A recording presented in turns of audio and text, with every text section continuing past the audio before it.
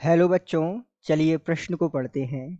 अभिक्रिया 2N2O5 gas रूप में उत्पाद प्राप्त हो रहा है 4NO2 gas plus O2 gas के लिए रिक्त स्थान इंटू N2O5 के विलुप्त होने की दर बराबर रिक्त स्थान इंटू NO2 के संभवन की दर। तो आइए बच्चों, मुख्य अवधारणा को समझते हुए हम इस प्रश्न को हल करते हैं।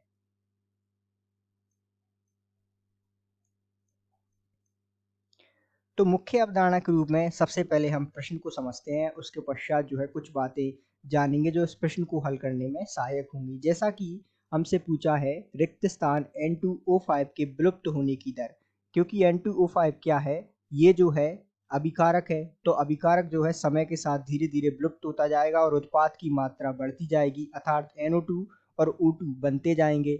और यहाँ हमसे पूछा है रिक्त स्थान NO2 के संभवन अर्थात बनने की दर। तो NO2 उत्पाद है तो ये बनता जाएगा, अर्थात समय के साथ इसकी मात्रा या सांद्रता बढ़ती जाएगी। तो मुख्य अवधारणा के रूप में सबसे पहले हमें इस अभिक्रिया का समीकरण लिखने की आवश्यकता है। तो कैसे लिखते हैं हम अभिक्रिया का समीकरण, ध्यान दीजिएगा।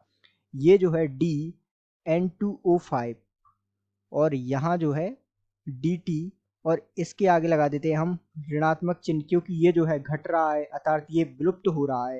तो विलुप्त होने के लिए अर्थात विलुप्त होने का जो हम चिन्ह लगाते हैं वो ऋणात्मक द्वारा इसे दर्शा देते हैं। और ये जो इसके आगे गुणांक आपको दे रखा है 2, इसको हम रख देते हैं बटे में। तो 1/2 माइनस 1/2 DN2O5 की सांद्रता बटे dt बराबर, यदि हम इसी प्रकार आगे लिखें तो NO2 अर्थात NO2 की सांद्रता बटे dt, और ये जो है बन रहा है तो इसके आगे क्या चिन्ह होगा, धनात्मक चिन्ह होगा।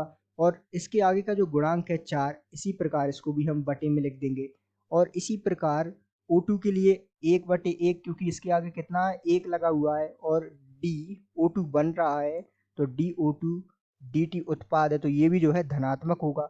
तो ऋणात्मक कब लगाते हैं हम, जब जो है अभिकारक विलुप्त होता है, और धनात्मक जब ये उत्पाद के रूप में बनता जाता है। तो ये जो है इसकी अभिक्रिया की समीकरण होगी।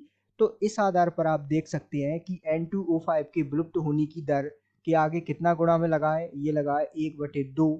तो 1/2 इंटू N2O5 के विलुप्त होने की दर बराबर 1/4, यहाँ 1/4 आएगा और ये हाँ 1/2 आएगा। तो यहाँ बराबर में 1/4 NO2 के संभवन की दर या NO2 के बनने की दर। तो इस प्रकार जो है आप अभिक्रिया का समीकरण लिखकर इस प्रश्न को आसानी से हल कर सकते हैं, जिसे हम मुख्य अवधारणा के रूप में समझ चुके हैं। तो इस आधार पर ऋणात्मक कब लगाते हैं, जब अभिक्रिया जो है उत्पाद अभिकारक विलुप्त होता है, धनात्मक जब ये उत्पाद के रूप में संभवन होता है या बनता जाता है। और इस आधार पर आप समीकरण लिखते हैं, और इनके जो गुणांक है इनको आप बटे में इस प्रकार लिख सकते हैं। जैसे N2O5 के आगे गुणांक 2 था तो हमने इसको बटे में लिखा 1/2, NO2 के आगे गुणांक 4 था तो इसको हमने बटे में लिखा 1/4, O2 के आगे गुणांक 1 था, इसको हमने बटे में लिया 1/1। तो इस प्रकार जो है आप इन्हें बटे में लिख सकते हैं और पूरी प्रक्रिया और इस प्रश्न को आसानी से हल कर सकते हैं। तो आशा करते हैं आपको समझ आया होगा। धन्यवाद।